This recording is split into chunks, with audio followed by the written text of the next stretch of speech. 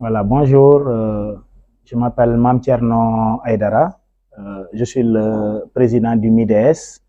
MIDES, c'est le mouvement de l'innovation pour le développement du Sénégal. Nous venons de procéder à son lancement. Donc, MIDES, c'est un mouvement innovant qui regroupe plusieurs cadres, en tout cas de la région de Kolda. C'est un mouvement qui, à son sein, nous permet d'avoir en tout cas un cadre d'échange, de partage, de réflexion, mais surtout de mise en œuvre de toutes les actions que nous aurons à dérouler dans le cadre du développement.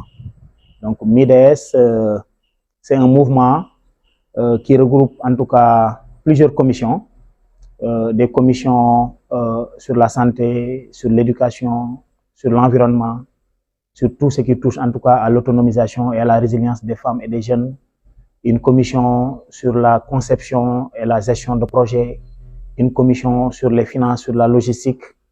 Il a pour objectif en tout cas de proposer des solutions innovantes face aux défis majeurs que nous rencontrons dans la région de Kolda, mais surtout au Sénégal de façon générale. Au sein de ce mouvement, c'est un mouvement apolitique, mais au regard des enjeux politiques, géopolitiques et géostratégiques, nous allons créer ce qu'on appelle une commission politique. C'est-à-dire cette commission s'occupe spécialement de tout ce qui est question politique, de tout ce qui est question stratégique au sein du mouvement.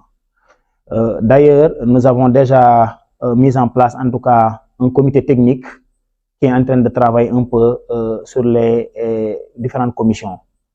Chaque commission va proposer un plan d'action suivant l'identification des enjeux, des défis, des besoins des populations de la région de Kolda.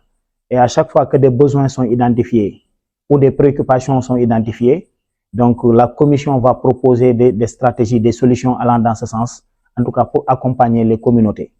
Je rappelle également, quand on parle de MIDES, le MIDES accompagne ce qu'on appelle la politique de l'État. Parce que nous tous, on le sait, l'État ne peut pas être partout.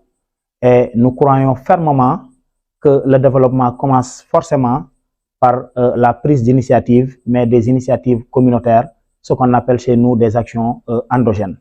Et je suis tout à fait d'accord. Je me rappelle tout récemment avec le discours du Premier ministre Ousmane Sonko, il le disait que l'État va faire de son mieux pour amorcer des dynamiques. Mais lui, il croit fermement que le développement passe forcément par des actions endogènes.